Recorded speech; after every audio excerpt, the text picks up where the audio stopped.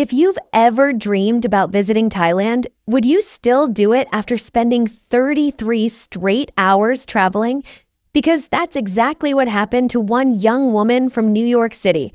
At first, she thought this would be just another budget vacation.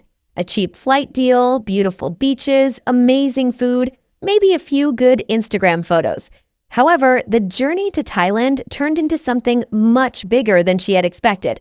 4 different airports, almost no real sleep, long layovers, cramped airplane seats, and somehow she still made it all the way to Thailand just to experience one thing she had dreamed about for years, feeding elephants with her own hands. And according to her, she says it was completely worth it. So today, we're diving into this New Yorker's unforgettable Thailand journey, from exhausting airport survival mode to discovering why so many Americans are suddenly falling in love with Thailand. Here's how the whole adventure started. After seeing countless travel videos online, she became obsessed with the idea of visiting Thailand. The beaches, the food, the culture, everything felt completely different from life back home in New York. Then she found a promotional ticket for around $700 USD and immediately booked it. But there was a catch. The route was absolutely brutal. She started in Charlotte, flew to Phoenix, then Ontario, California, before connecting through Taipei and finally arriving in Bangkok. By the end of it, she had spent around 33 hours in transit. And honestly, if you've ever taken a long international flight before, you already know how mentally exhausting that can be. At one point, she joked that her biggest achievement wasn't surviving the flights, it was somehow staying fully dressed up and camera ready for the entire journey. But here's something important she didn't mention in her video, and this is where local advice really matters.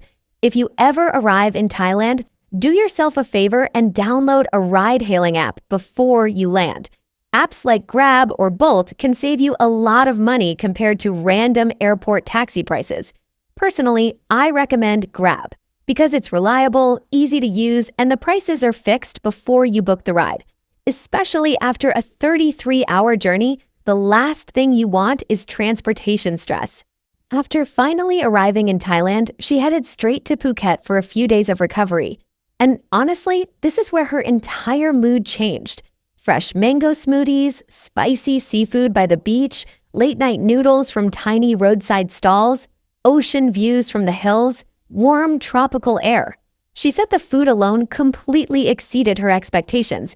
And for many Americans, Thailand feels almost shocking at first, because meals that might cost $25 in New York can sometimes cost only a few dollars here. But even paradise comes with a few surprises.